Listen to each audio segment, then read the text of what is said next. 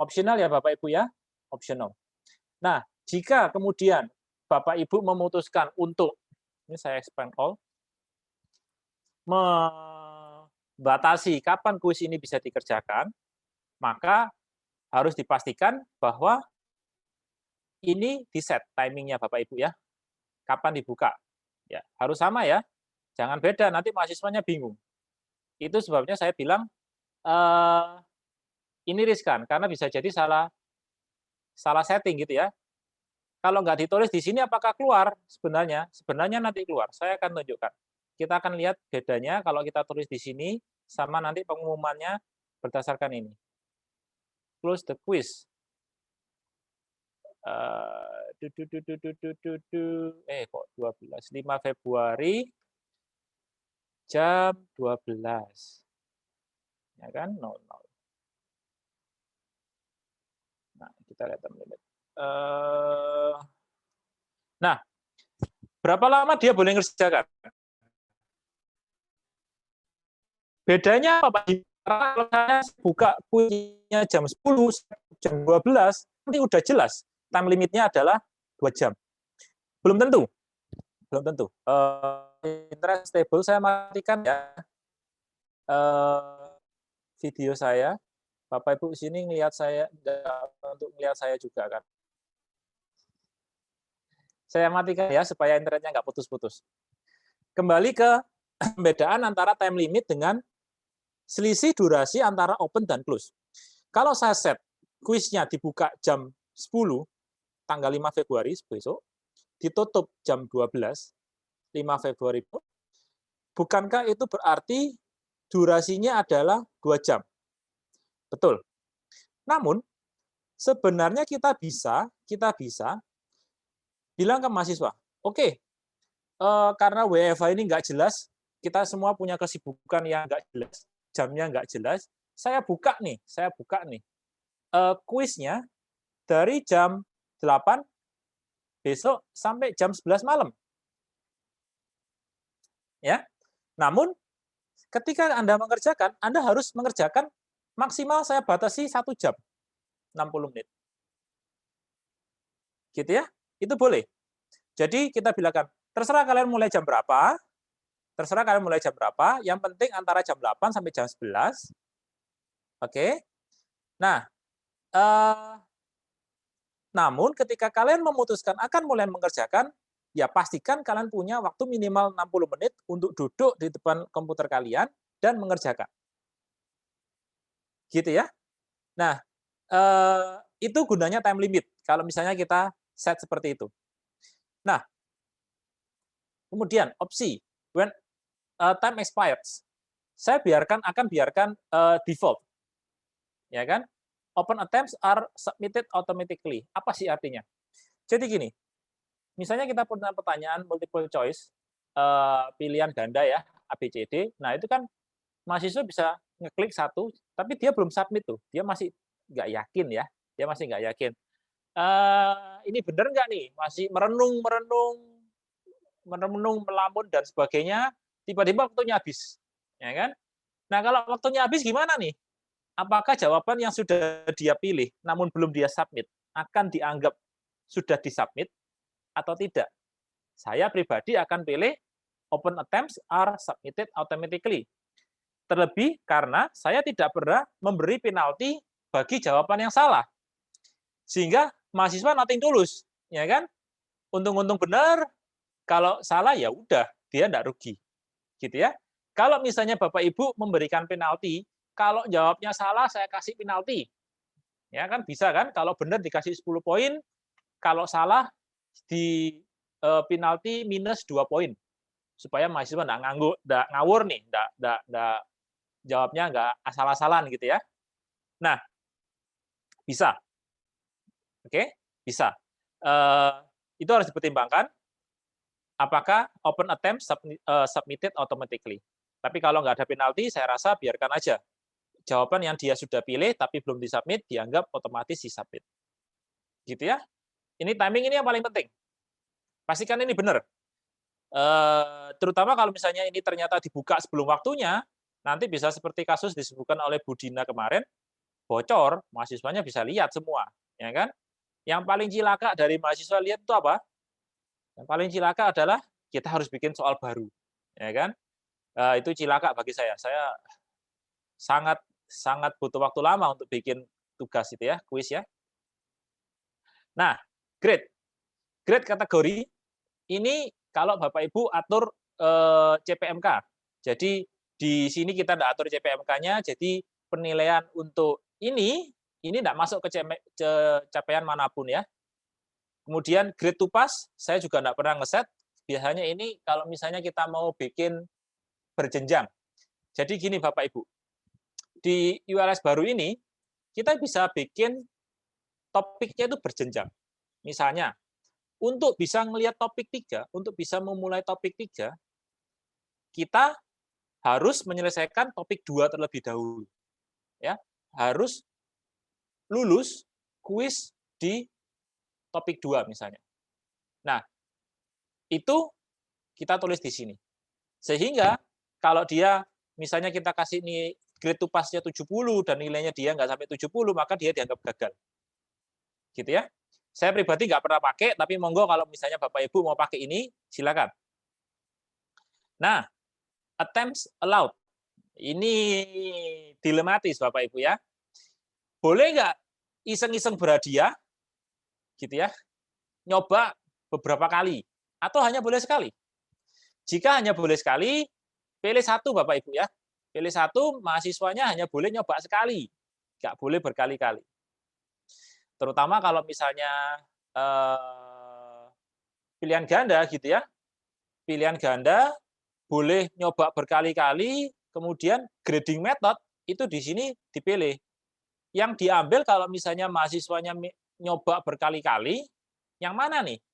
Highest grade, average grade, last attempt, atau first attempt. Jadi misalnya percobaan pertama dia dapat 50, percobaan kedua dia dapat 70. Yang mau dipakai yang mana? Kalau kita mau pakai yang highest grade, otomatis yang dipakai adalah yang 70. Kalau kita yang pakai ke first attempt, maka ya otomatis yang pertama kali, gitu ya, average di rata-rata. Oke, saya pribadi selalu pakai satu. Ya udah sekali aja gitu kan, ini bukan iseng-iseng berhadiah gitu ya. Apalagi kalau misalnya unlimited, kemudian highest grade. Wah, ini saya nggak rekomen Bapak Ibu. Artinya apa sih ini? Artinya mahasiswa bisa nyoba di random sampai nilainya 100. Wah, ya itu namanya bukan pendidikan gitu ya. Repot juga kalau misalnya seperti itu. Mahasiswa bisa ngerandom, coba-coba iseng-iseng berhadiah, kalau salah pun ya nyoba lagi dengan kombinasi yang lainnya. Sampai nanti nilainya terbaik. Ya kan? Jadi hati-hati untuk pilihan ini Bapak Ibu. Saya akan set ke satu. Oke. Nah, new page. Ini layout Bapak Ibu. Layout. Apakah kita ingin di satu halaman web itu ditampilkan semua pertanyaan atau hanya satu pertanyaan atau berapa? Kalau kita bilang, oke, satu halaman itu untuk 3 pertanyaan. Maka kalau saya punya 10 pertanyaan, mahasiswa akan mendapati 4 halaman. Halaman pertama berisi 3, halaman kedua berisi 3, halaman ketiga berisi 3, halaman keempat berisi 1 pertanyaan. Gitu ya. Kalau misalnya kita mau semua ditampilkan, ya kita pilih never. All questions in one page. Gitu ya. Jadi ini semua jadiin satu. Semua jadiin satu. Plusnya di mana? Plusnya mahasiswa nggak perlu next page, whatever. Dia bisa melihat atas bawah, tadi aku jawab apa nih? Bener nggak nih? Oh, kayaknya salah, saya mau ganti. Ya semua di halaman itu. Minusnya, ya karena semua di satu halaman, otomatis dia jadi panjang banget tuh halamannya. Ya kan? Panjang banget halamannya. Kadang-kadang bisa membingungkan. Ya, jadi itu tergantung Bapak Ibu. Selera lah ya, selera. Kalau every question berarti satu halaman hanya isi satu pertanyaan. Selera ya. Saya akan pilih never, semua pertanyaan akan ditampilkan di satu halaman. Nah, question. Oke. Mau di random nggak nih nomornya? Mau di random nggak nih nomornya? Jadi ini untuk menyulitkan contoh-contohan. Minimal minimal nggak bisa, minimal ya, minimal kalau misalnya mahasiswanya itu punya grup WA, judul grupnya adalah hanya mahasiswa, tidak ada dosen dan asisten, ya kan, aman, ya kan, itu dia dan teman-temannya, kroni-kroninya. Dia nggak bisa nih, nomor satu jawabannya apa? Oh, satu jawabannya A, dua jawabannya B. Nggak bisa, karena kan pertanyaannya kita random. Jadi 10 set pertanyaan yang sama, itu urutannya bisa dibeda-bedakan otomatis kalau kita pilih shuffle. Kalau Bapak Ibu nggak mau di-shuffle, pilih no. Pak Jimmy, kapan shuffle harus dipilih no? Kalau shuffle harus dipilih yes, tadi kan jelas ya kita mau mengurangi mahasiswa yang cutu-cutuan pakai tadi ya, kunci jawaban nomor 1 A, nomor 2 B, dan seterusnya. Kalau pilih no, misalnya nih, Bapak Ibu punya bacaan, bacaan itu untuk nomor 1, 2, untuk semua nomor, ya kan? Punya sisi kasus, punya untuk nomor 1 sampai nomor 5 katakanlah ya, untuk nomor 1 sampai nomor 5. Nomor 6 itu bacaannya berbeda. Nomor 6, 7, 8, 9, 10 bacaannya beda lagi. Lah itu kalau diacak Bapak Ibu, hancur. Ya kan nanti mahasiswanya bingung. Jika Bapak Ibu ingin urutan pertanyaan persis seperti yang Bapak Ibu setting, maka jangan di-shuffle ya. Nanti saya akan kasih tahu metode lain untuk bisa meminimalkan eh, cuntu-cuntuan tadi ya, kerjasama mahasiswa tadi. Sementara saya akan pilih yes. Gitu ya Bapak Ibu. Nah, how question behave. Nah, di sini kita sebenarnya bisa ngasih apa istilahnya ya, feedback. Feedback itu hasilnya benar apa salah. Saya nggak sarankan immediate feedback. Kenapa? Kalau saya sarankan immediate feedback, nanti dia bisa langsung tahu itu benar salah dan dia bisa nyuntui temannya gitu kan ya. Nah, saya akan lebih milih deferred feedback. Oke, saya nggak pernah nyoba yang lain sih. Yang pasti yang immediate feedback itu sangat tidak saya sarankan. Saya akan pakai ini ya. Kemudian, nah ini penting Bapak Ibu. Ini bacanya gini, review option. Setelah mahasiswa submit kuisnya, selama percobaan, selama apa istilahnya ya, selama ngerjakan kuis, dia boleh pasti bisa lihat jawaban dia kan dia yang nyentang, pasti dong. Nah, apakah dia bisa lihat itu benar apa salah? Nah, ini cilaka kalau kita cek, Bapak Ibu. Ya paling enggak di kasus saya tidak pernah nyentang ini. Apa yang terjadi kalau ini saya centang, maka ketika mahasiswa memilih, dia langsung bisa tahu, oh itu betul, oh itu salah. Mungkin ada kasus di mana itu penting, namun di kasus saya akan mengikuti default-nya, saya sudah set ini default-nya agar itu tidak ditampilkan. Oke, jadi blok ini spesifik untuk behavior ketika mahasiswa mengerjakan kuis. Blok yang ini alignment-nya berantakan. Nanti coba saya lihat apakah bisa dibetulkan. Tapi intinya gini, blok yang ini blok immediately after the attempt. Setelah mahasiswa submit, apakah dia boleh tahu jawabannya dia benar apa salah? Nilainya dia berapa? Mana yang benar? Yang benar yang mana pilihannya? Feedback-nya apa? Itu boleh lihat nggak? Secara default, saya set hanya boleh lihat jawaban dia apa. Supaya ini tidak berbeki itu apa bahasa Indonesianya? Tidak mengganggu dosen, nanya, Pak tadi saya nggak yakin nih, saya kliknya yang mana ya? Alah capek, gitu kan?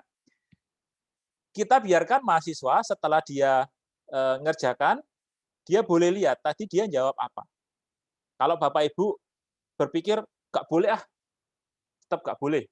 maka ya dihilangkan saja. Maka setelah mahasiswanya submit, dia tetap nggak boleh gitu ya, tetap nggak boleh ngelihat ya, itu apa, adaptive mode untuk oke, sebentar ya.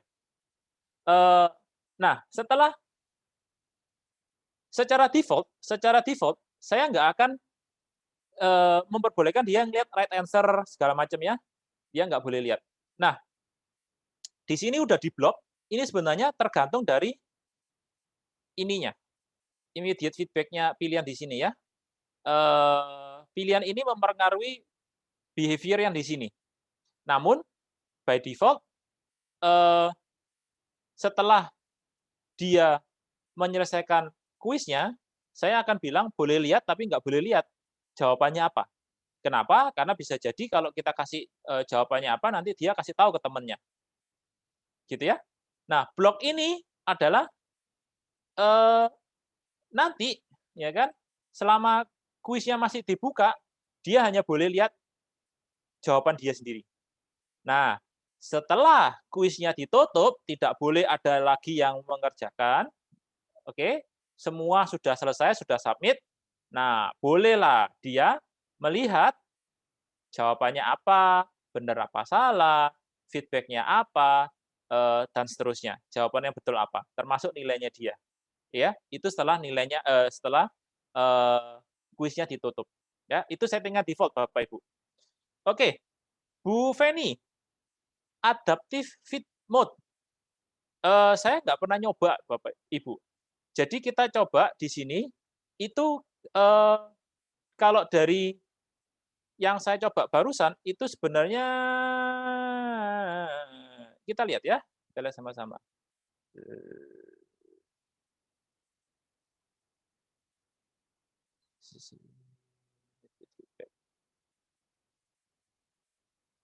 Oke, jadi yang disampaikan di sini ini adalah, secara garis besar adalah gini, umumnya yang dipakai itu immediate atau deferred ya, seperti yang saya sampaikan.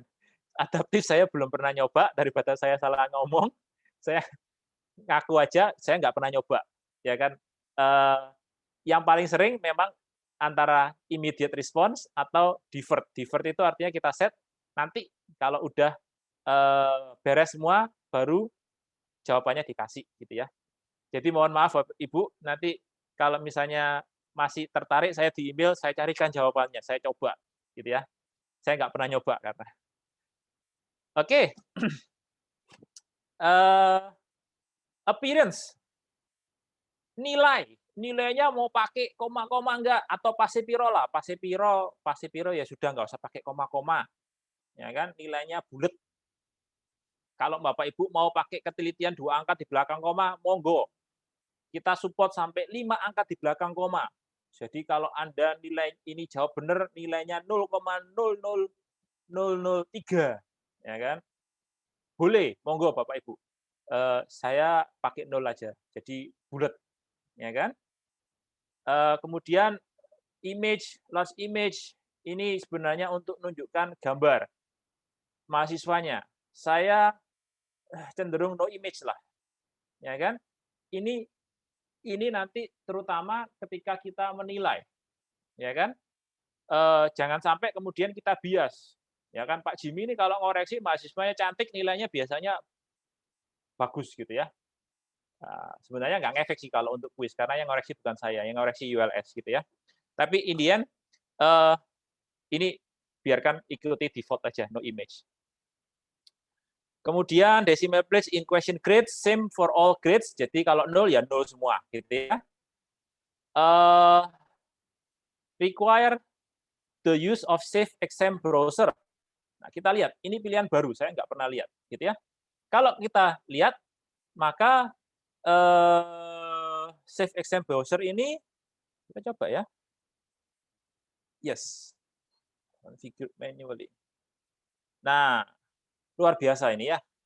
Kalau kita configure manually, maka maksudnya gini, kalau kita pakai Safe Exam Browser, kan beberapa itu sudah bisa memanfaatkan kalau misalnya untuk ujian itu nggak boleh di-download, ya kan pertanyaannya. Nggak, ketika dia mau nutup, saya mau nutup ini ya, Atau saya mau nutup tabnya, ya kan? Jangan sampai dia nggak sengaja ketutup. Kan sering tuh ya, saya mau nutup tab yang lain, tapi yang ketutup justru tab ujian saya. Nah, itu bisa di-set di sini. Kalau kita bilang ask user to confirm quitting, yes, maka dia ketika mau ditutup, dia akan ditanyain, "Kamu yakin mau nutup ini?" Ya kan? Kemudian ada beberapa yang ini saya belum pernah nyoba satu-satu. Nah, bisa dicoba show time, ya kan? Audio control, ini bisa untuk kontrol audio. Banyak banget Bapak Ibu. Jadi ini bisa dicoba satu-satu nanti dilihat previewnya gimana, ya kan? Terus terang fiturnya ini sangat banyak, jadi kita memang belum explore model versi terbaru ini. Monggo Bapak Ibu dicoba apapun yang Bapak Ibu lakukan di sini, apapun yang Bapak Ibu lakukan di sini, dicoba dulu ya. Nanti saya kasih tahu Bapak Ibu caranya nyoba gimana. Jangan mahasiswanya dijadikan kelinci percobaan. Lanjut lanjut lanjut. Extra restriction on attempts. Ini kalau misalnya Bapak Ibu mau ngasih, apa namanya ya, kesempatan untuk nyoba di lebih dari satu kali, ya kan, saya enggak pernah, oke. Nah, grade, overall feedback kita kasih. Kalau misalnya 100% kita kasih sempurna, selamat atas pencapaian yang sangat baik ini, ya kan. Jadi mahasiswanya kalau nilainya dapat 100, kita kasih eee, ucapan selamat ini ya. Kalau misalnya dia dapat jelek, ya, ya jangan ditulis, "Goblok lu, nggak belajar ya?" Ya janganlah ya. Eee, Silahkan coba lagi. Kok silahkan coba lagi? Kan nggak boleh nyoba lagi tadi ya. Eee,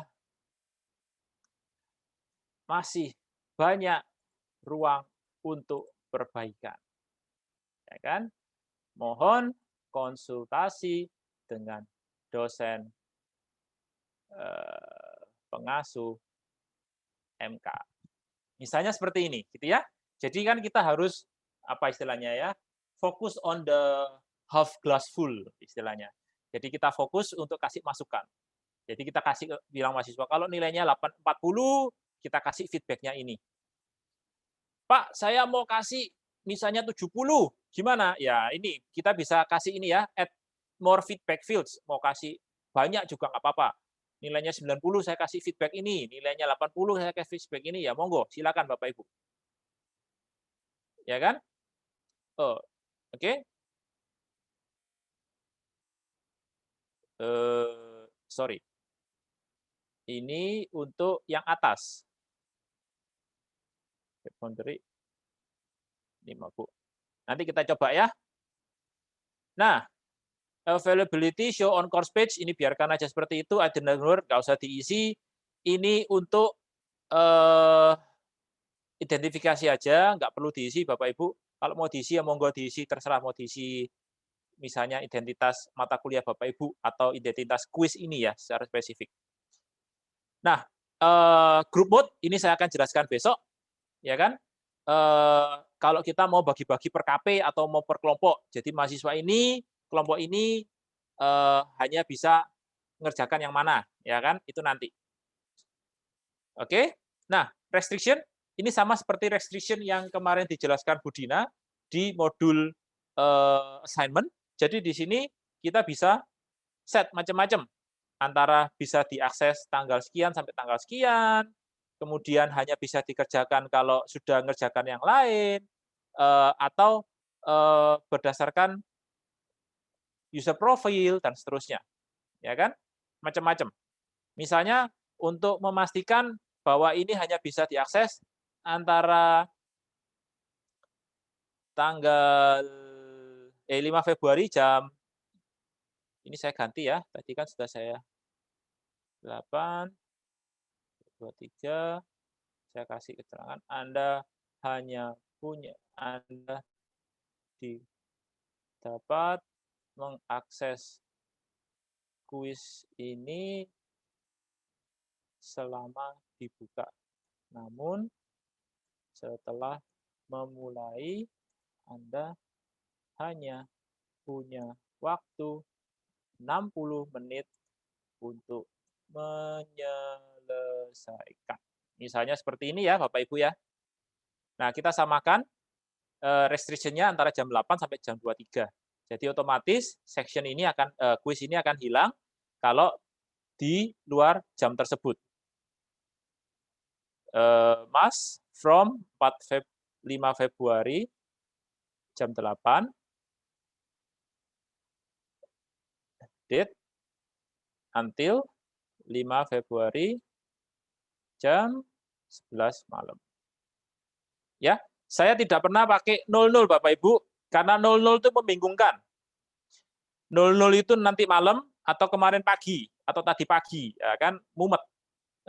Biarkan aja jam 23 kalau ini jelas. Jam 23 itu artinya ya nanti malam jam 11. Gitu kan? Atau jam 5 tanggal 5 jam 11 malam. Gitu ya, restriksinya jelas. Completion tracking. Jadi gini, kalau Bapak Ibu lihat di halaman depan, saya buka lagi ya. Halaman ke Ubaya Global Academy.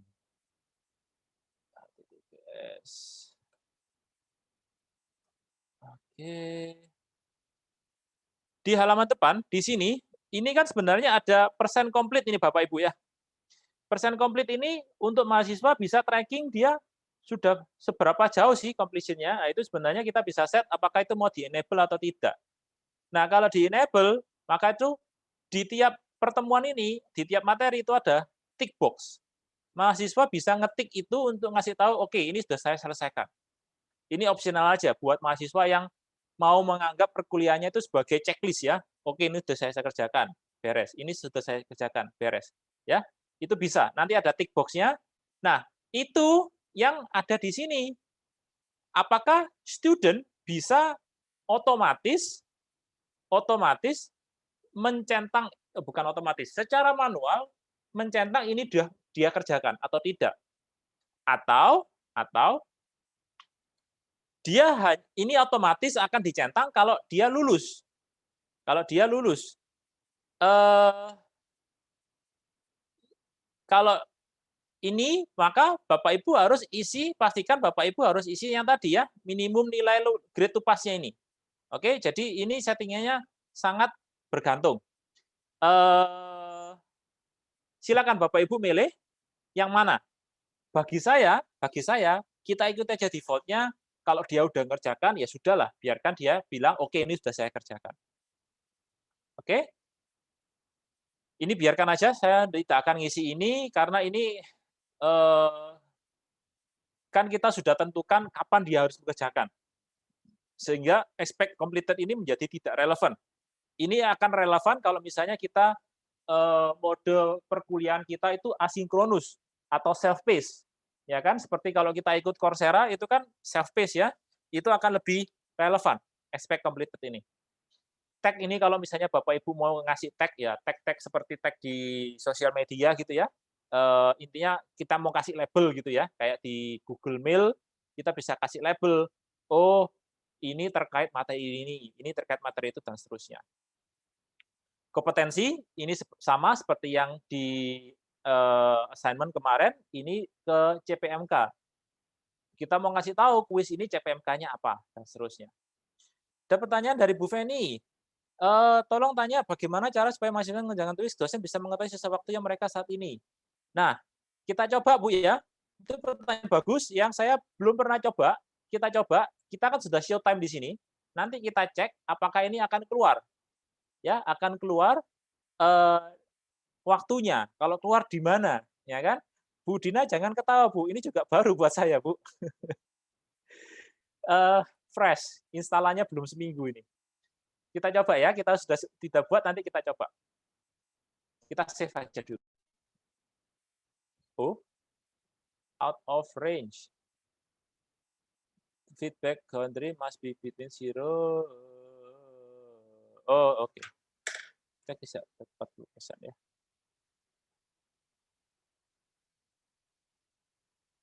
Perlu minta akses terlebih dahulu ke dosen untuk membuat kuis di ULS. Pak Charles, iya. Karena secara default, yang di kemarin kan sudah dijelaskan sekilas oleh Bu Dina ya. Jadi, enrollment di ULS ini akan tergantung dari Mayubaya. Jadi, dosen secara default akan mendapatkan hak sebagai dosen pengasuh di ULS berdasarkan settingan dosen ajar MK di Mayubaya. Jadi yang muncul di Mayubaya akan muncul di tempatnya ULS-nya Bapak Ibu. Mahasiswa sama. Mahasiswa ambil apa, otomatis ambil itu.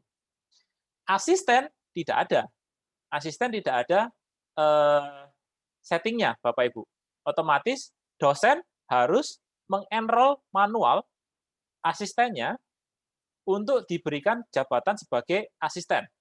Ya, kemarin kan sudah dijelaskan juga ketika kita ngasih jabatan asisten itu harus hati-hati.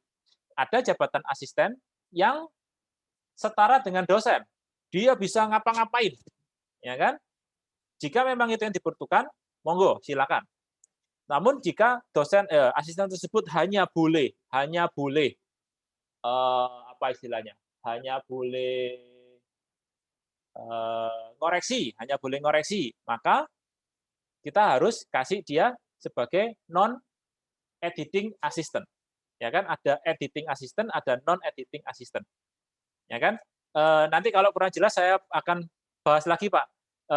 Bahas terpisah karena itu sebenarnya materinya udah lewat.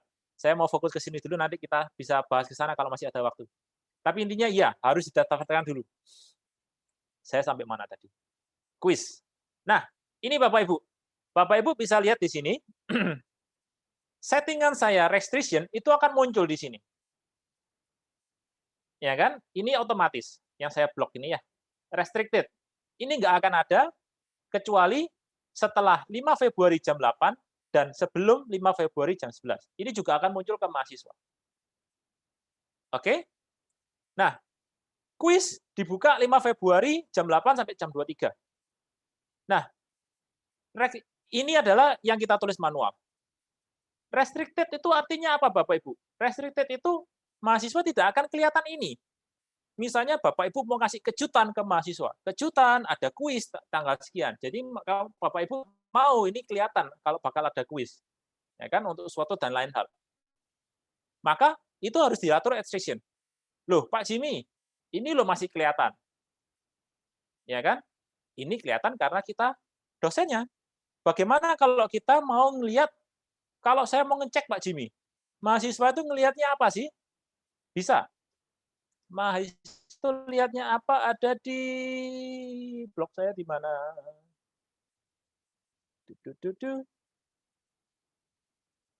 Switch rule. Nah, karena saya admin, saya boleh jadi apapun. Ya kan? Saya boleh jadi apapun. Kalau Bapak Ibu nggak bisa jadi PPKP admin ya. Kalau mau jadi PP admin, monggo sih. Nanti ngajukan WR1. Gantikan saya. Tapi kalau Bapak Ibu sebagai dosen, Bapak Ibu bisa masuk sebagai mahasiswa. Saya ingin tahu, kalau saya jadi mahasiswa, tampilan saya seperti apa? Ya kan? Tampilannya ternyata seperti ini, available tanggal sekian. Nah, tapi dia nggak bisa ngetik, Bapak Ibu. Nah, jadi kayaknya ini nggak bisa untuk jadi kejutan. Kalau mau Bapak Ibu jadi kejutan harus di-hide ternyata, harus manual ya. Karena restriction tetap muncul, keterangannya juga muncul, tapi dia nggak bisa ngeklik. Ya, ini tampilan mahasiswa Bapak Ibu. Ini tampilan mahasiswa. Nggak ada macam-macam. Oke? Nah, saya harus balik ke normal role. Saya mau balik sebagai dosen lagi. Ya kan? Ya, ini kan tadi saya ngecek ya, jadi sering-sering ngecek sebagai mahasiswa Bapak Ibu ya, supaya kita tahu mahasiswa itu nanti ngelihatnya apa sih? Oke, jangan-jangan mahasiswa sekarang udah bisa lihat nih kuis saya gitu ya. Nah, cilaka. Return to my normal role. Oke, beres. Sekarang saya bisa ngubah lagi gitu ya. Jangan lupa turn editing on. Turn editing on. Oke, Pak, dari tadi ngomong kuis tapi kok udah ada soalnya, Pak. Ya, sekarang kita ngomong soalnya ya. Berarti kan baru bikin kuisnya tok, belum bikin soalnya. Sekarang kita ngomong soal. Diklik dulu tentang ULS-nya, kuisnya, ya kan? Di sini muncul konfigurasi default-nya, time limit-nya 1 jam, dan seterusnya. Belum ada pertanyaan. Nah, ada 2 metode. 1 metode yang disarankan, 2 itu adalah metode jalan pintas, ya kan? Jalan pintas. Terus terang saya selama ini pakai metode jalan pintas. Saya ajari jalan pintasnya nanti, saya ajarkan sekarang yang disarankan dulu Bapak Ibu ya. Jadi jalur yang sopan Bapak Ibu, jalur yang sopan. Untuk nambah pertanyaan. Jalur yang sopan adalah kita bikin dulu bank soalnya. Bank soal artinya question bank. Jadi setelah Bapak Ibu masuk ke kuisnya, pilih question bank Bapak Ibu. Kemudian kita atur dulu nih kategorinya.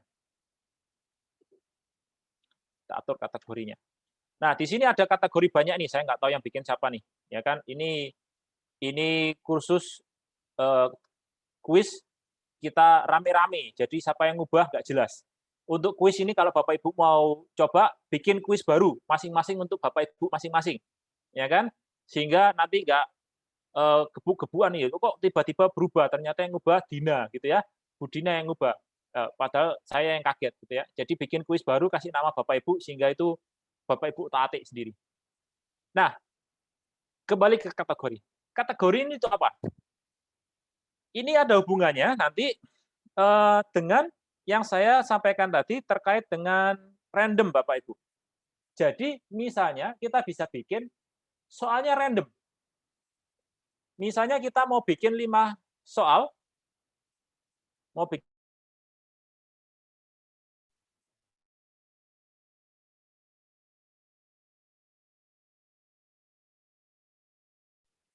ya kan?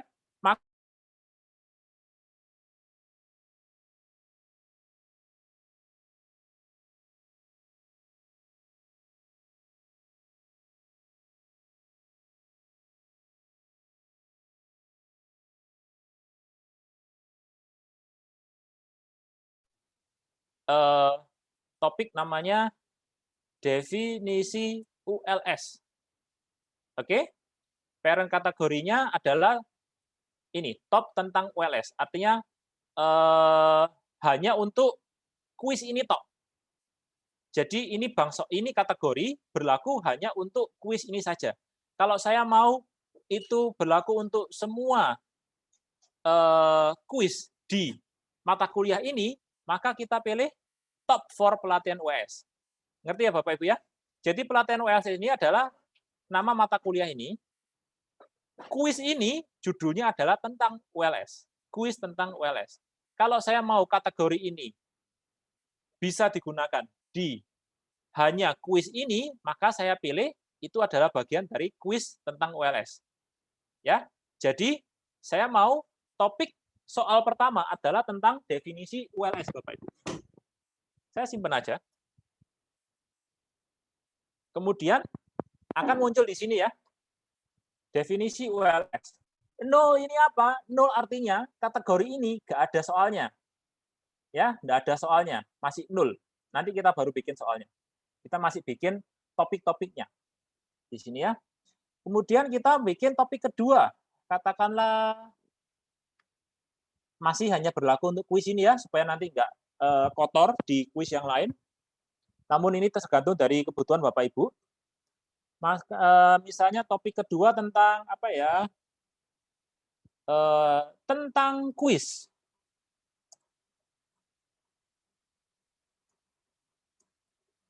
Kuis di ULS. Tambah. Nah, saya sudah punya 2 topik nih Bapak Ibu. Saya punya 2 topik ya. Topik kuis. Oke? 2 saja, jangan banyak-banyak. Silakan Bapak Ibu kalau mau nambah sendiri. Setelah kita punya atur topiknya atau kategorinya, kita masuk ke question Bapak Ibu. Ke question. Oke? Kita lihat bank soal kita masih kosong nih, masih kosong. Kita bikin question baru ya. Nah, Ini ada banyak pilihan. Ada multiple choice, ada true false, matching ini menjodohkan, jawaban pendek, jawaban angka, isi dan seterusnya. Ya kan?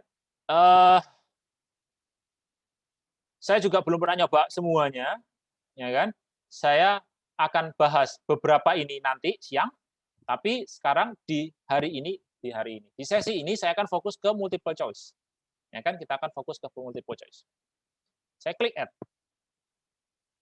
Oke, di sini saya bilang kategorinya adalah ini tentang definisi ULS. Contoh, question name. Question name ini apa ya? Bukan soalnya. Question name ini judul soalnya. Oke, misalnya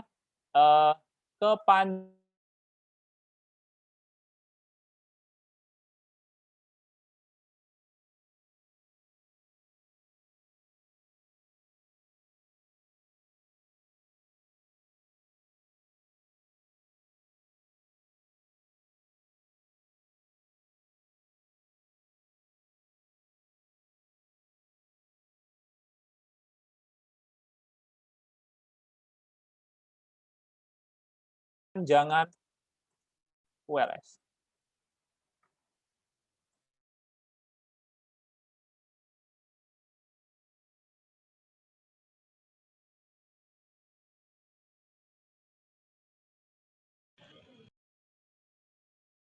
Halo? Ya Pak, tadi sempat terputus Pak. Oke. Berarti beres ya? Saya sampai mana tadi? Bisa masukin apapun. Bisa masukin apapun. Diatur bold, ya kan? Hurufnya bold, whatever. Nah, ini ditulis. Apa kepanjangan dari ULS? Ya, ingat. Ini soalnya Bapak Ibu ya. Ini cuman judul. Ini nggak akan keluar di mahasiswa judulnya. Default mark kita kasih 10 lah. Nah, kan? Mohon maaf Pak, share screen-nya belum muncul Pak. Oh, alah. Sorry. Terima kasih sudah diingatkan, Bu. Oke, kembali. Jadi ini adalah bagian dari pertanyaannya. Ini adalah bagian kita menuliskan pertanyaannya. Ini adalah judul. Judul question name ini tidak akan muncul ke mahasiswa. Sedangkan pertanyaan ini yang muncul. Nilai defaultnya kita kasih 10, ini nanti kita bisa set, tapi defaultnya kita kasih 10, kita bisa set ulang nanti. General feedback, misalnya ini setelah mahasiswa jawab, kita kasih general feedback, saya nggak pernah kasih di sini. Kalau dibutuhkan, silakan dipakai Bapak Ibu. Nah, yang penting ini, pertanyaan ini jawabannya satu atau banyak. Ya kan? Kalau banyak, otomatis itu bikin mumet mahasiswa, Bapak Ibu. Ya, itu akan lebih menantang, lebih kecil kemungkinan mahasiswa ngawur itu benar. Ya kan? Jadi misalnya pilih semua nama yang merupakan staf PPKP. Ya kan? Di situ ada Jimmy, ada Dina, ada Bu Cika, ada Bu Feni. Nah, dia harus nyentang semua itu. Mana yang benar? Ya kan? Baru bisa dapat nilai 100%. Oke? Nah, itu boleh. Nah, saya akan contohkan one answer only dulu di sini. Nanti saya akan contohkan yang multiple answer. Di sini one multiple answer, kemudian nomornya silakan dipilih. Ini terserah yang mana ya. Mau pakai ABC atau 23, yang ini terserah. Pilihannya ada ini, atau sekalian nggak dinomori. Saya akan pakai defaultnya aja. Oke?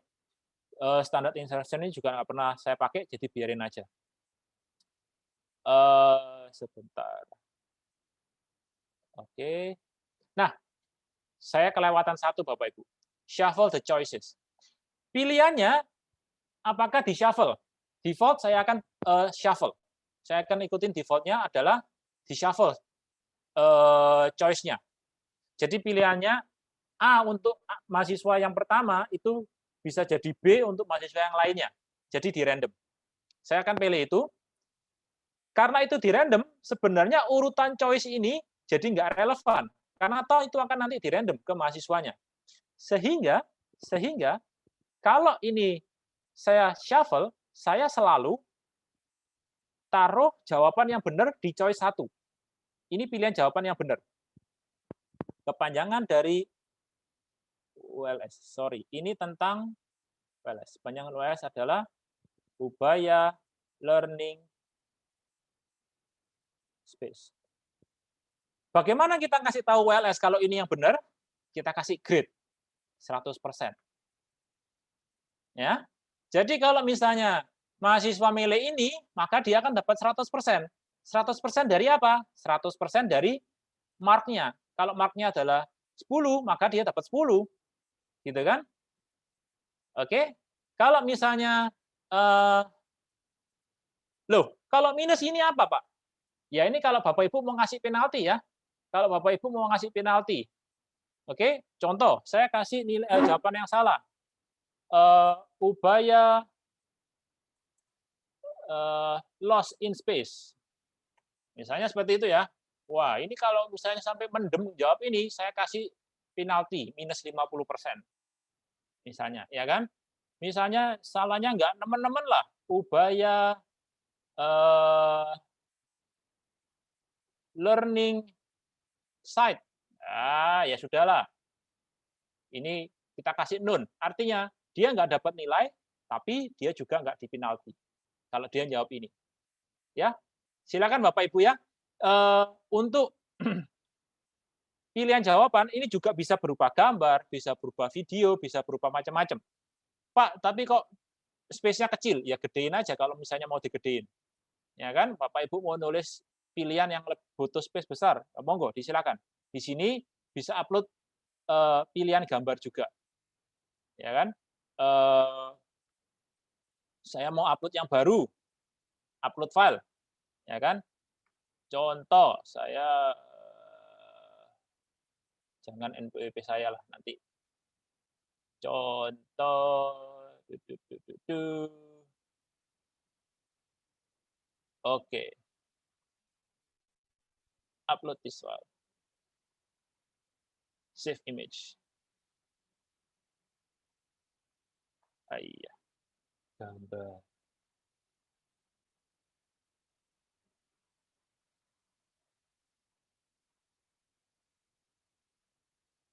Ya, boleh Bapak Ibu ya, silakan sesuai kebutuhan. Tapi ini saya hapus saja deh, nanti penuh. Oke, tapi intinya bisa. Tergantung Bapak Ibu maunya pilihan jawabannya apa. Oke, 3 aja deh. Saya udah kehabisan pilihan. Oke, udah nih. Kita lihat definisi ULS. Sekarang ada satu pertanyaan. Pertanyaannya adalah ini. Ya, saya akan bikin pertanyaan kedua yang bisa multiple answer. Kan? Create new question. Saya akan cepat.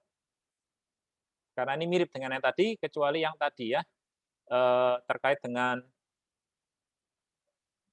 multiple choice-nya. Question name-nya tadi kepanjangan, ini kependekan Ubaya Learning Space. Atau kependekan Ubaya Learning Space. Udahlah, kita hour aja. Apa kependekan dari Ubaya Learning Space? Misalnya ya, default mark-nya kita samakan, karena ini satu topik, dengan yang tadi disamakan semua Bapak Ibu. Karena kan kita nanti mau random. Jangan sampai kalau dia di random dapat nilai ini, nanti nilainya beda dengan yang lainnya, kan aneh. Nah, di sini kita coba multiple answer allowed. Oke, shuffle choice, ini dibiarkan. Nah, misalnya di sini kita kasih ULS. Kalau jawab ini dia dapat 50%. Loh kok 50%? Ya kan multiple choice allowed. Ya kan? Kita bolehin. Oh, ULS 2.0, boleh deh. Ya kan? Ini juga boleh. Maka dia 50%. Sehingga kalau dia mau dapat full mark, dia harus nyentang dua-dua ini. Ya kan? Supaya lebih relevan, saya ganti deh pertanyaannya. Admin ULS. pilih semua yang merupakan admin ULS, gitu ya, supaya lebih relevan pertanyaannya. Jadi di sini saya tulis Jimmy, oke, dapat 50%. Jawab lagi, Dina, dapat 50%. Nah, dia jawab Cika. Nah, kalau Bu Cika ini bukan. Bu Cika bukan adminnya ULS. Maka kalau dia jawab ini, none. Nah, kalau multiple answer Bapak Ibu, jangan dikasih none. Kenapa nggak dikasih none kira-kira? Kenapa grade-nya ini nggak boleh dikasih none? Bukan nggak boleh ya, boleh saja, tapi tidak direkomendasikan dikasih none. Kenapa? Ada yang tahu nggak? Kalau yang untuk multiple answer, jangan dikasih none. Jadi misalnya gini, pilihan jawabannya adalah Jimmy, Dina, Cika, dan Fajar. Yang benar adalah Jimmy dan Dina. Kalau Bapak Ibu kasih none untuk grade option yang salah, itu none, ya kan? Maka saya sebagai mahasiswa, saya centang aja semuanya. Saya akan pasti dapat full mark, betul? Kalau saya centang semua, saya pasti dapat full mark dong. Karena yang salah toh saya nggak dipinalti kok. Ya kan? Saya pasti ada yang benar dong dari semua jawaban ini. Ya kan? Jadi kalau ini multiple answer allowed, jangan dikasih none yang salah. Yang none kita kasih penalti. Katakanlah kalau jawab ini, saya kasih penalti sepertiga, saya potong nih ya. 33% saya potong. Jawab Fajar juga saya potong nih. Oke? Nah, sehingga kalau mahasiswanya ngawur, dipilih semua, dia dapat berapa Bapak Ibu? Kalau saya pilih semua nih, si Jimmy, Dina, Cika, Fajar, itu saya centangin semua. Dapat berapa? Dapat sepertiga, Pak. Betul, Pak. Dapat sepertiga, karena dia dapat 100% dari Jimmy dan Dina, namun dia dipotong 66% atau 2/3 dari karena dia menjawab Cika dan Fajar. Nah, ini silakan diatur sesuai kebutuhan Bapak Ibu. Ya kan, kalau misalnya mau sampai minus, kalau jawabnya salah ya monggo silakan ya, sesuai kebutuhan. Oke? Saya save. Ada error. Apa errornya?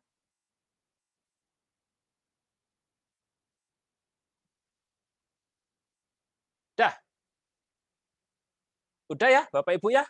Nah, kita udah bikin 2. Kita udah bikin 2. Kita akan bikin satu lagi yang cepat. Saya bikin cepat tentang kuis di ULS. Masih kosong ya untuk kategori tentang kuis di ULS. Saya akan bikin cepat tabel supaya nanti kita ada pilihan ketika kita merangkum di kuisnya. Opsi jawaban kuis.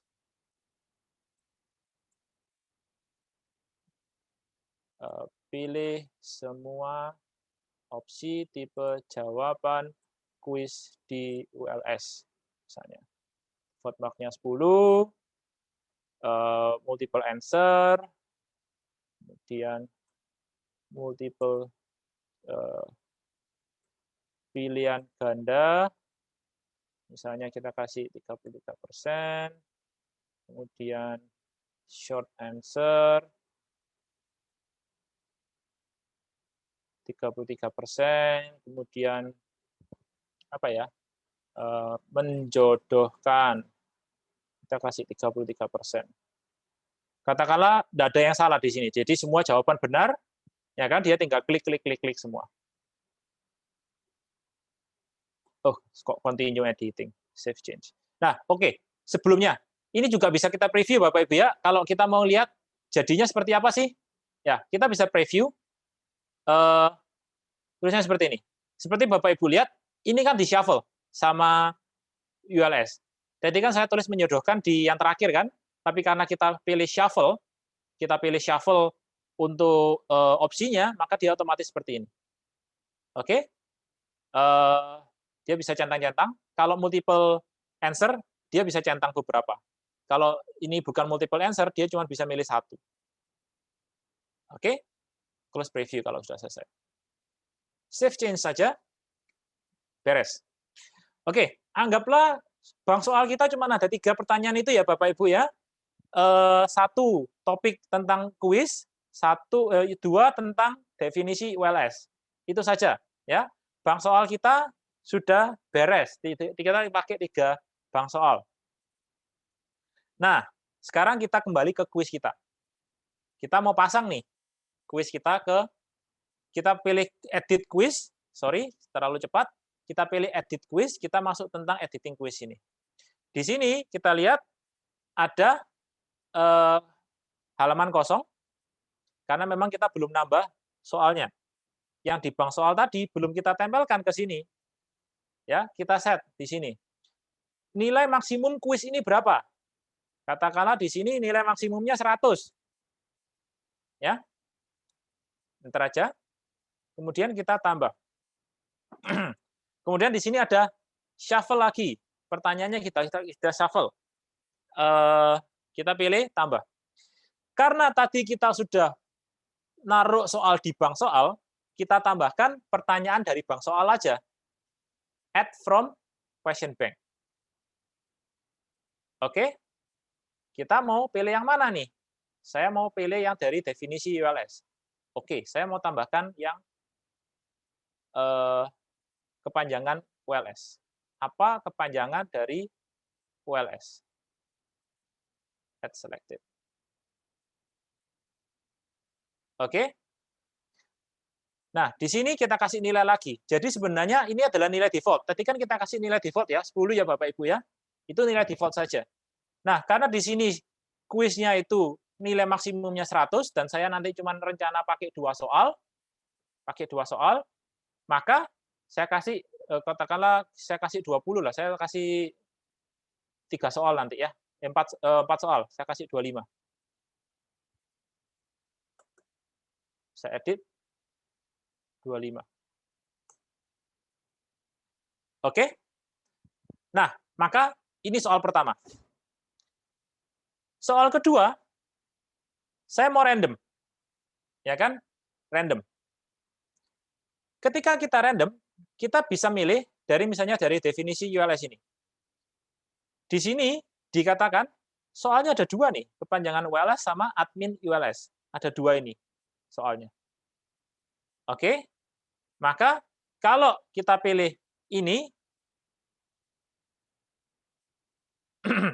dia tulisannya cuma random question. Kita coba preview ya. Ini kita kasih 25 lagi. Kita coba preview. Previewnya di ini preview. Sudah, saya save dulu supaya aman. Kemudian saya preview. Oke. Ini pengumuman kita. Kita kasih tahu tadi kan, pengumuman kita sebelum dia mulai, kita pilih start attempt. Jadi preview ini adalah apa yang akan dilihat oleh mahasiswa ketika dia ngerjakan ini. Kita lihat tadi, ingat ya Bapak Ibu ya, yang question 1 tadi itu bukan random, yang question 2 itu adalah random. Oke? Jadi question 2 di sini, question pertama ini akan selalu pilih semua admin ULS. Sorry, ini di bolak-balik. Jangan di random. Jangan di random, pusing kalau di random semua. Ini nggak saya shuffle ya, saya save. Jadi harusnya nomor 1 itu selalu kepanjangan ULS. Ya kan? Nomor 1 selalu kepanjangan ULS, nomor 2 itu selalu random. Randomnya antara kepanjangan ULS atau admin ULS. Ya kan? Kita lihat. Oke. Ini nggak saya shuffle ya untuk supaya kita bisa memastikan itu jalan. Benar nggak? Kok kepanjangan ULS? Ini nggak saya shuffle. Preview. Sebenarnya semua tadi pilihan yang keluar, mungkin yang mempengaruhi itu. Nanti saya cek. Nah, Kita lihat. Yang pasti ini satu random, satunya enggak. Kalau kita mau start new preview, kita klik start new preview. Oke? Maka nanti ini akan random, Bapak Ibu. Saya hapus saja satu ya, supaya nggak bingung.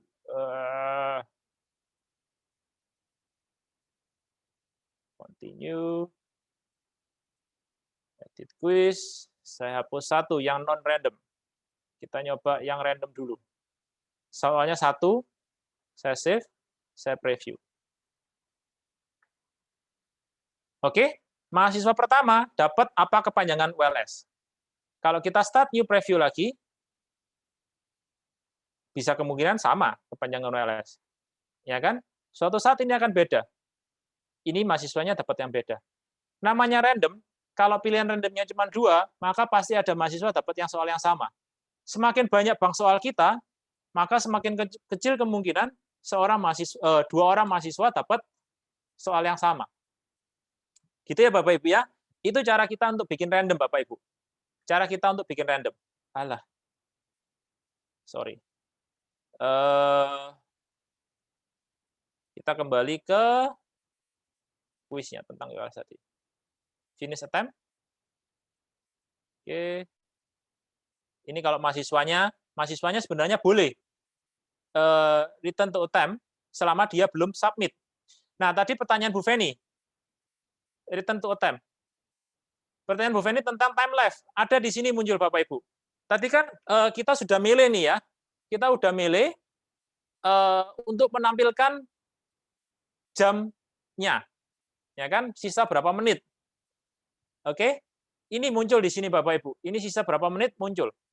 Jadi ini muncul kalau kita milih tadi untuk menampilkan sisa berapa menit. Kalau bagi Bapak Ibu bilang jangan ditampilkan deh. Ya, beberapa orang memilih untuk tidak menampilkan karena dianggap kalau ditampilkan itu mengintimidasi, ya kan? Kayak bom yang mau meledak gitu ya. Itu bikin stres. Ya, monggo, silakan. Tapi kalau mau ditampilkan juga monggo silakan. Jadi waktunya muncul di sini ya Bapak Ibu ya. Kalau udah finish attempt, mahasiswa harus submit. Nah, tadi ingat nggak kalau kita ada pilihan, mahasiswa kalau nggak submit dan waktunya udah habis, apakah akan dianggap submit? Kalau dianggap submit, maka mahasiswa kalaupun nggak submit di sini, dia otomatis dan nilai waktunya habis, jawaban yang dia sudah masukkan otomatis akan disubmit. Ya kan? Oke, asumsi mahasiswanya klik submit dan finish. Di sini ada peringatan. Ingat, di sini kita nggak boleh mengulangi. Jadi dia diingetin nih, yakin mau submit. Begitu kamu submit, kamu nggak boleh ngubah lagi nih. Ya kan? Oh, saya nggak yakin. Saya mau balik lagi. Tak liatin lagi nih jawabannya apa. Ya kan? Misalnya sini. Jimmy dan Fajar misalnya ya.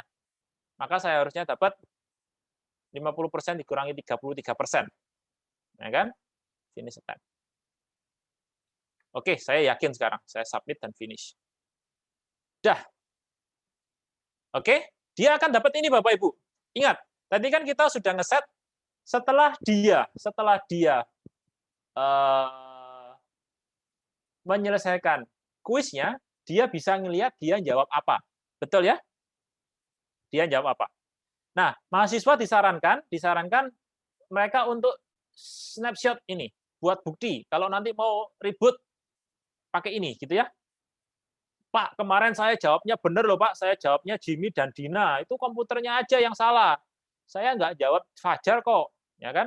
Selalu ada mahasiswa yang percaya diri seperti itu, Bapak Ibu. Saya jamin selalu ada. Jadi, ya kan, supaya nggak ribut, mahasiswa kalau sudah selesai submit quiz, mereka suruh screen capture ini, ya kan? Dan mereka hanya boleh appeal kalau mereka punya ini, Bapak Ibu. Ya kan? Jangan berdasarkan kepercayaan diri, Bapak Ibu. Capek, ya kan? Capek. Karena percaya diri mahasiswa itu sangat tinggi ya. Bu Dina sudah tahu itu kepercayaan diri mahasiswanya. Ubaya itu sangat tinggi. Ya, pada umumnya lah sedunia sama ya. Saya ngajar di Australia juga sama kok. Udah, gitu ya. Itu contoh ya Bapak Ibu ya. Sekarang balik. Saya mau nambah soal. Oke. From a question bank. Bukan dari yang itu, tapi tentang kuis. Oke, saya pilih yang ini. Oke. Jadi satunya random, satunya enggak. Ya kan? Kemudian ada pertanyaan kayaknya. Iya, terima kasih Bu Magda sama Bu Dina. Oke. Pertanyaan dari Bu Hana, kalau mau diotak-atik urutan pertanyaannya bagi mahasiswa, tadi cek siswa random question. Jadi gini, ini ngerandom, di edit quiz ini juga ada randomnya. Mana tadi?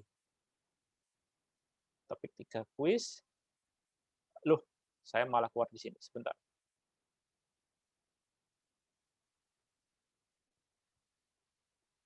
Edit settings. Ada 2 sepertinya Bapak Ibu. Layout-nya saya expand all semua. Mana tadi? Nah, ini juga Dino. Entah kenapa mereka bikin di 2 tempat, tapi kalau enggak mau di random, ini Dino, yang tadi di dalam juga Dino, Bapak Ibu. Ya kan? Random question itu bukan masalah shuffle. Jadi, random question itu kita punya 2 soal, kita random mana yang kita tunjukkan ke mahasiswa. Jadi, mahasiswa bisa dapat set soal yang berbeda-beda. Ya kan? Ilustrasi pakai apa ya? Saya ilustrasikan pakai Word ya. Ilustrasikan pakai Word. Saya punya soal topik 1, saya punya soal 1A, saya punya soal 2A, 1B, dan saya punya soal 1C.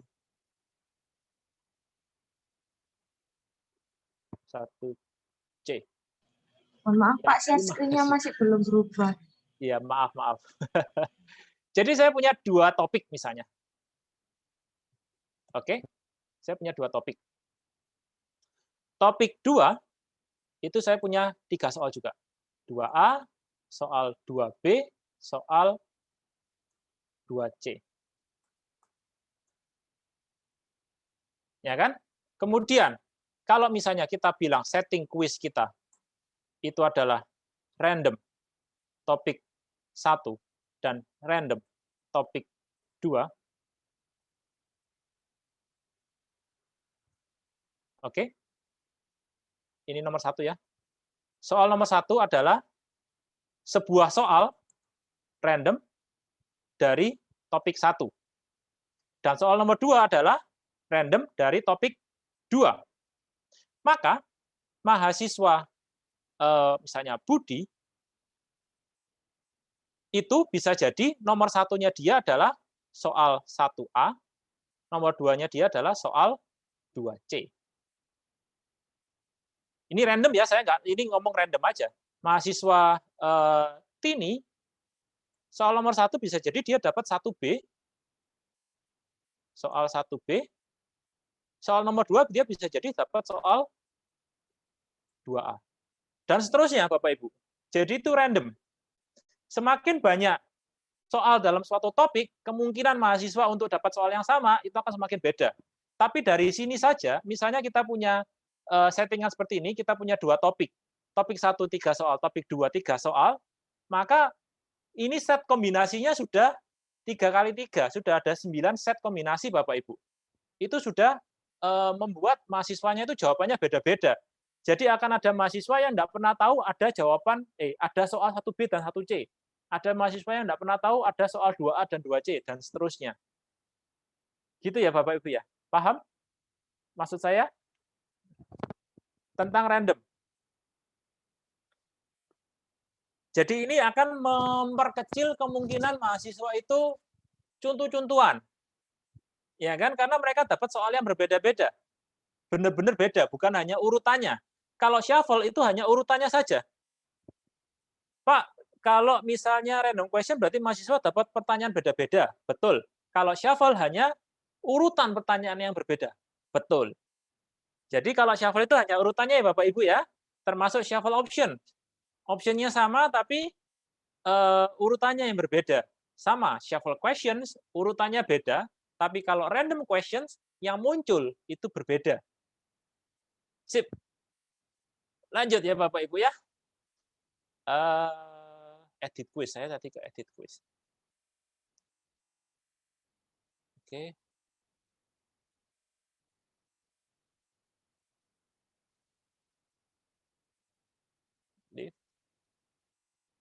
Oke, ini kita punya dua seperti ini. Kita set ini, karena ini maksimum grade-nya 10, pastikan di sini pas ya Bapak Ibu ya. Jangan sampai kita kasih, ini kuisnya nilainya bobotnya 100, tapi kalau dia jawab semua benar, nggak dapat 100. Nah, kan nanti di komplain mahasiswa. Ya, pastikan total marks-nya ini sama dengan maksimum grade-nya. Udah disimpan. Nah, kita mau coba juga fitur apa tadi? Save browser, ya kan? Save browser. Tadi kan kita pilih, kita pakai save browser. Ya kan? Kalau kita start attempt, saya coba ya, misalnya ini saya tutup. Loh, kok nggak bisa? Nah, itu berarti saya harus explore lagi tuh save browsernya. Ternyata hilang beneran. Saya refresh, quiz saya edit. Oke.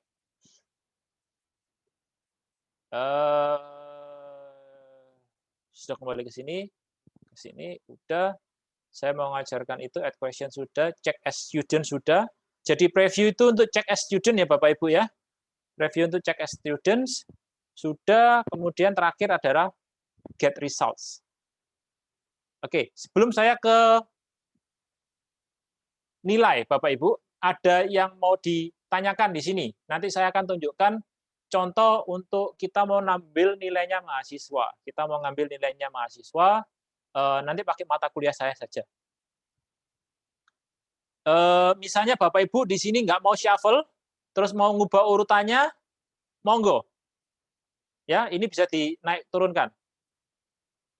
Kalau misalnya ini kan tadi saya atur semua muncul di satu halaman. Bapak Ibu mau dipaginasin ulang, page-nya diganti, ya tadi harus lewat edit quiz yang tadi. Gitu ya. Sebelum saya masuk ke nilai Bapak Ibu, mungkin ada yang mau ditanyakan. Masuk ke nilai. Nilai-nilai. Belum ya? Oke, kita contoh cara ngambil nilai. Nanti kalau mahasiswanya sudah selesai jawab, ya kan? Kita lihat nilainya gimana. Saya ambil mata kuliah saya aja ya. Database ini ada banyak quiz di sini. Oke, kecil. Oke, oh, di sini kosongan, belum ada nilainya Bapak Ibu. Cara ngambil nilainya itu gimana kalau nggak ada nilainya? Oh, saya tahu. Saya tahu Bapak Ibu. Saya akan tunjukkan arsipnya. URL tapi yang lama. Oke. Saya akan login ke admin ya Bapak Ibu ya. Switch role to admin. Saya cari GPP.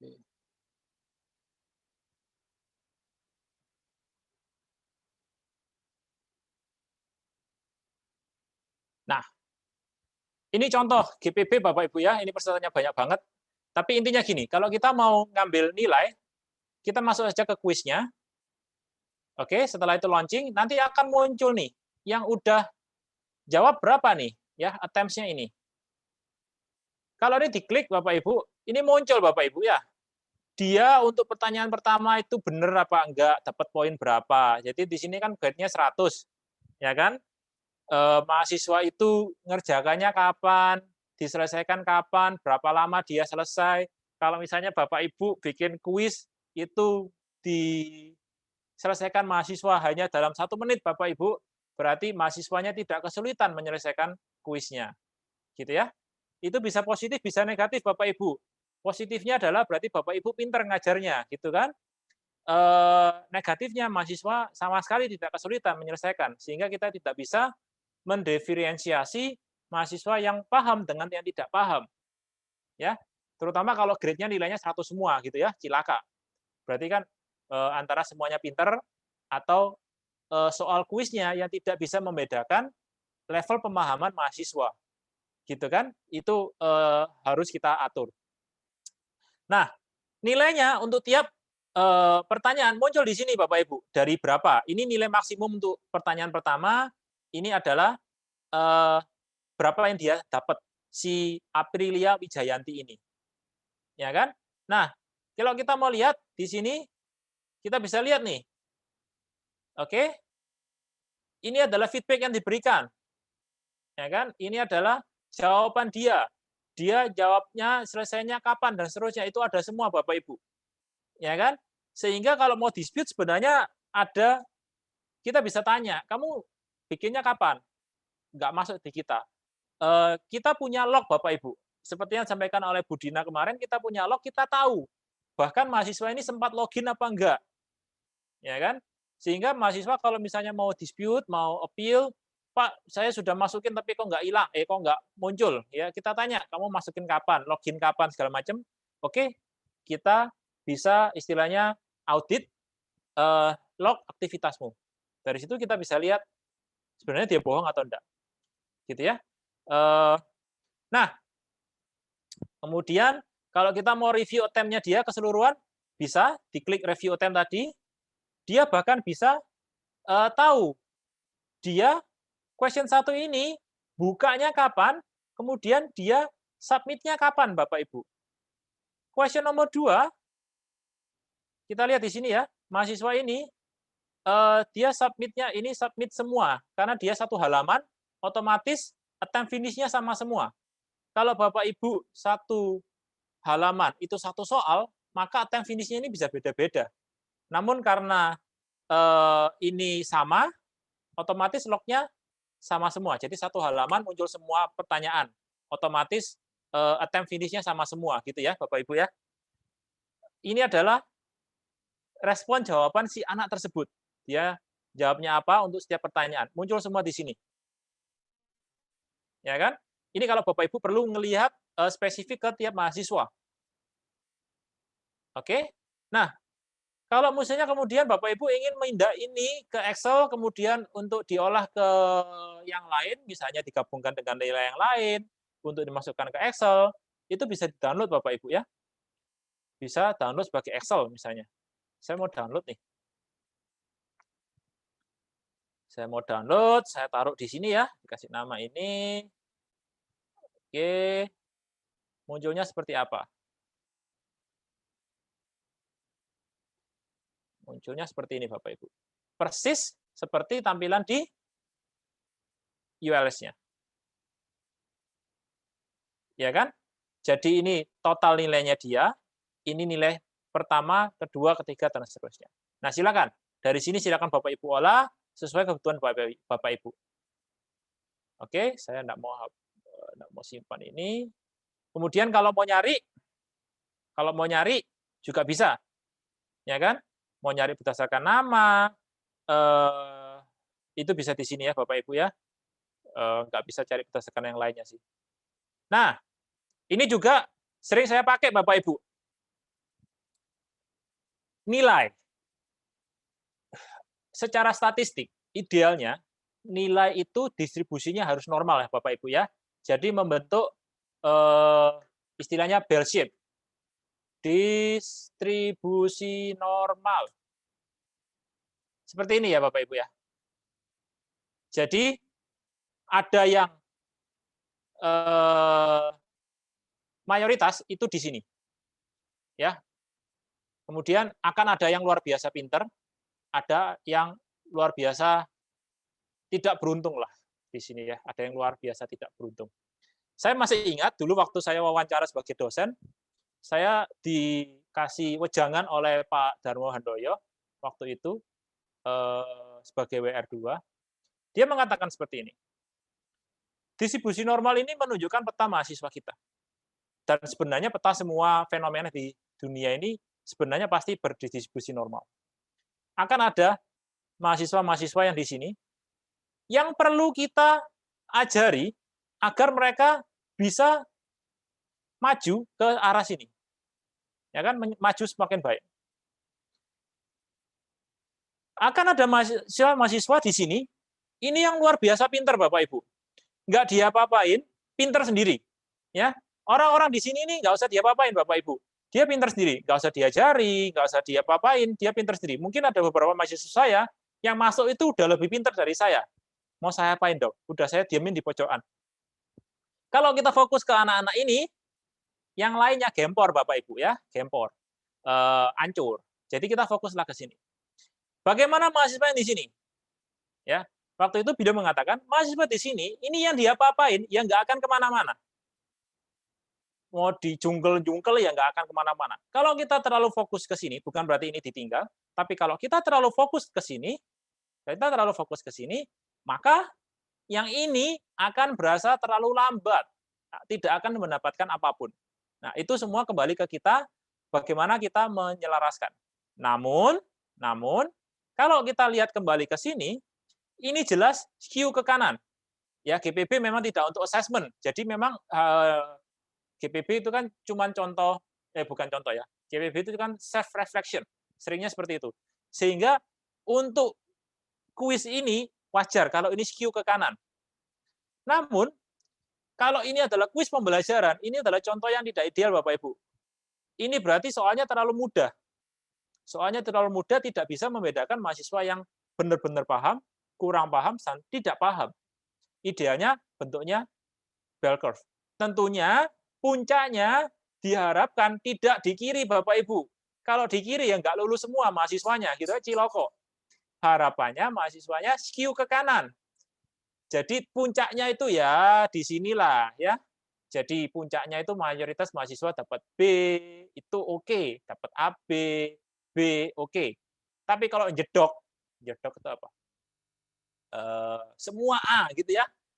Itu harus benar-benar dievaluasi apakah memang soalnya sudah tepat nih atau memang ada yang harus diubah agar kita bisa lebih membedakan level pemahaman mahasiswa. Ya. Jadi ini sangat nyaman Bapak Ibu, saya suka melihat ini. Ya kan? Biasanya kalau datanya di sini, ya kan, puncaknya di sini, mayoritas mahasiswa jatuh di kiri, itu kita pasti akan dipanggil oleh wakil dekan, Bapak Ibu.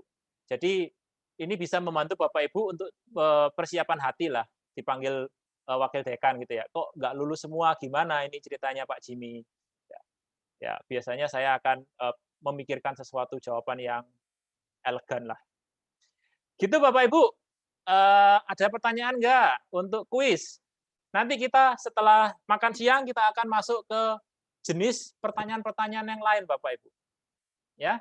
Jadi hari ini saya pun belajar banyak terutama tentang fitur baru save website tadi ya. Itu akan sangat banyak. File sudah urut NRP. Dia nggak kenal NRP, tapi sebentar. Sayangnya ada sortingnya deh. Table preference, display option, enggak Bu, dia enggak urut NRP Bu, karena dia kalau kita lihat di sini sebentar, enggak, pasti enggak urut NRP. NRP-nya dia kan dapat dari email dan dia enggak urutkan berdasarkan email Bu. Kalau mau dapatkan NRP gimana? Excel-nya yang di otak-atik. Jadi Bapak Ibu yakinlah Excel itu adalah tools yang wajib kita punya Bapak Ibu ya, wajib kita punya. Karena itu Ubaya belikan untuk semua dosen dan mahasiswa gratis. Ya, tahu nggak Bapak Ibu kalau dapat Windows dan Office gratis? Tahu ya? Maaf Pak. Ya. Itu di lembar penilaian itu email address-nya itu bisa diurutkan Pak. Oh iya, Ding. Ini Jadi bisa bisa diurutkan Bapak Ibu kalau mau. Jadi kalau Bapak Ibu mau sorting, saya lupa. Terima kasih sudah diingatkan. Bapak Ibu bisa sorting dari sini. Ini diklik, ini artinya diurutkan dari kecil ke besar. Kita lihat atasnya kecil, bawahnya besar kan? Ya. Ini artinya logo ini. Ini kecil ke besar. Jadi NRP kecil di bawah. Kalau mau besar ke kecil di sini. Ya kan? Ini bermanfaat juga kalau Bapak Ibu selain mau ngurutkan NRP, ya kan? Bisa ngurutkan nilai atau ngurutkan apapun. Ya kan? Ini mahasiswa yang perlu saya kasih perhatian lebih yang mana nih? Ya, carilah nilai yang mahasiswa yang nilainya kurang. Gitu ya. Ya, terima kasih Bu sudah mengingatkan Bu. Saya lupa. Ini semua bisa diklik Bapak Ibu. Default-nya adalah berdasarkan random. Saya nggak tahu dasarnya apa. Tapi Bapak Ibu bisa ngurutkan di sini. Ini bisa diklik. Salah satu ini ya. Saya lupa. Semua ini bisa diklik. Ada pertanyaan lain Bapak Ibu terkait kuis. Ini yang pertama ya. Jadi di sini saya tadi sudah highlight terkait dengan bagaimana kita bikin kuis, bagaimana kita bikin bank soal. Oh, saya belum kasih shortcut. Shortcut Bapak Ibu. Saya kasih ya. Kita balik ke ULS.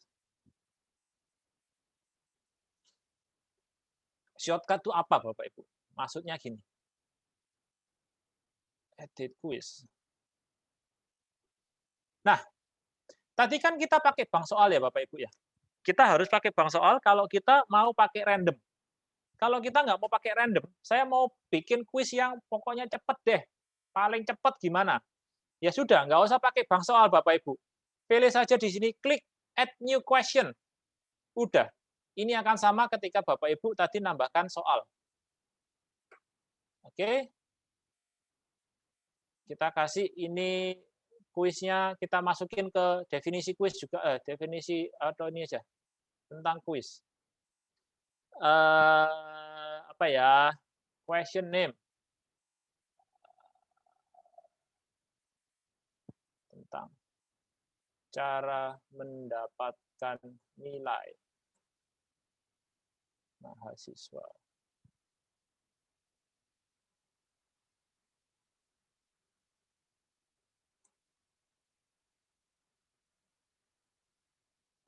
Alah, kasih contoh aja ya. Apakah nilai mahasiswa bisa di-download? Oke. Misalnya di sini one answer only, kemudian di sini ya. Kita kasih grade 100%. Choice 2 tidak.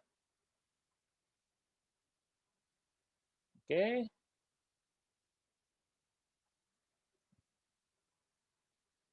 Save.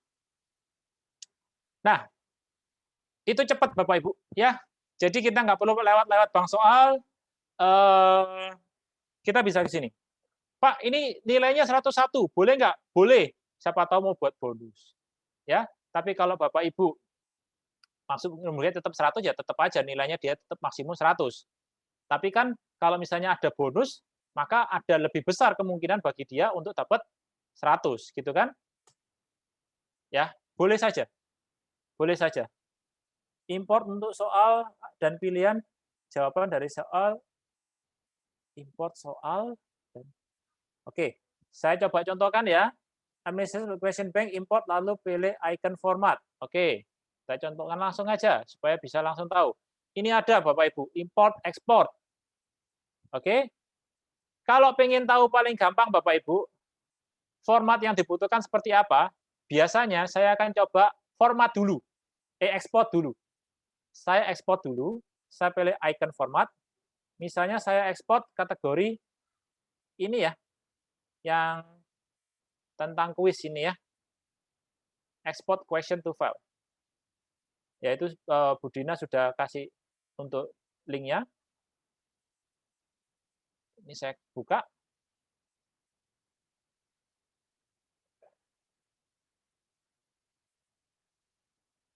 Ini Bapak Ibu. Jadi ini contoh hasil ekspor. Artinya apa? Artinya, kalau kita mau bikin di Notepad, kita nggak mau bikin di ULS, maka Bapak Ibu harus mengikuti format ini. Setelah itu, Bapak Ibu bisa upload ini soal ke ULS. Ya, jadi saya biasanya pakai ini untuk tahu format yang dibutuhkan seperti apa contohnya. Saya bikin satu, saya ekspor, saya dapat, ini contohnya. Ya kan, contoh soalnya. Gitu ya, Bapak Ibu. Kalau mau import, sebelum import saya selalu ekspor untuk tahu contohnya. Jadi saya bisa tahu yang diharapkan seperti apa. Ada lagi Bapak Ibu? Monggo sebelum saya akhiri. Nanti kita gabung lagi siang untuk tipe-tipe jawaban yang lain ya.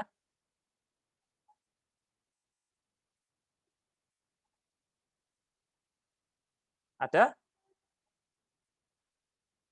Oh iya, sebelum diakhiri, mohon bantuan untuk ngisi kepuasan pelanggan Bapak Ibu.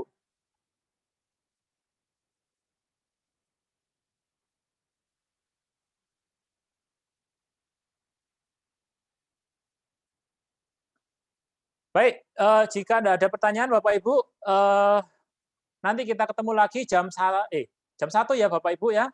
Kalau misalnya ada pertanyaan yang tiba-tiba muncul di pikiran, monggo nanti jam 1 kita bahas sama-sama. Hari ini kita hanya fokus tentang kuis. Nanti kita akan coba kuis-kuis lainnya ya Bapak Ibu ya. Terima kasih Bapak Ibu. Selamat. Apakah tiap soal dibuat di Notepad? Artinya 10 soal maka iya, satu-satu Bu. Bu Enggak, Gabriel. Pak. Enggak, Pak. Jadi Bisa satu ya? Bisa jadi taruh di bawah ya, Bu? 10 soal itu bisa dijadikan satu file Notepad, Pak. Oke. Bisa jadikan satu ternyata. Oh, saya coba ya. Saya coba ya. Ekspor tentang kuis.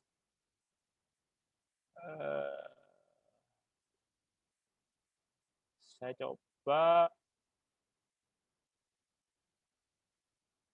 Tapi kuahnya cuma satu ya.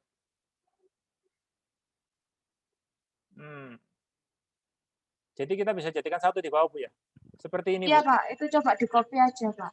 Gini. Itu harus dikasih jarak, Pak. Gini. Nah, seperti itu. Kalau gini bisa? Bisa. Oke. Ya, itu ya Bapak Ibu ya. Jadi ini soal nomor 1, ini soal nomor 2. Bisa. Jadi kalau Bapak Ibu mau atau sudah punya dari Word, kalau dari Word nggak bisa, harus pindah ke teks dulu ya Bapak Ibu ya. Karena Word itu banyak karakter yang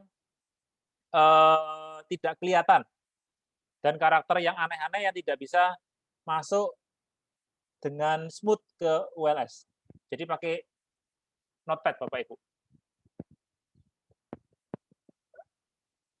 Oke? Kalau sudah, saya tunggu 10 detik. Oke, kalau sudah ada pertanyaan, kita ketemu lagi ya. Jam 1 ya Bapak Ibu. Terima kasih. Selamat pagi. Selamat pagi, Bapak Ibu. Terima kasih. Terima kasih. Terima kasih.